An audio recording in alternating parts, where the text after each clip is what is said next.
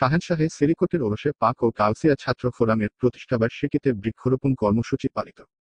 উপমহাদেশের মহান আধ্যাত্মিক সাধক জামেয়া আহমদিয়া সুন্নিয়া আলিয়ার প্রতিষ্ঠাতা পেশওয়ায়ে আহলে সুন্নাত আওলাদের রাসূল হযরতুল হজ আল্লামা হাফেজ কারি সৈয়দ আহমদ শাহ সিরিকটি রহমতুল্লাহি আলাইহির 64তম পবিত্র সালানা ওরস মোবারক ও কাউসিয়া কমিটি বাংলাদেশ রাউজান ফকির তকিয়া শাখার আওতাধীন ছাত্র ফোরামের নবম প্রতিষ্ঠাবার্ষিকী উপলক্ষে সারাদিনব্যাপী আয়োজনের প্রথম পর্বে বৃক্ষরোপণ কর্মসূচি আজ জুমাবার সকালে রাউজান পৌরসভার 9 নং ওয়ার্ডের হাজী নজির আহমদ কন্ট্রাক্টর বাড়িতে অনুষ্ঠিত হয়।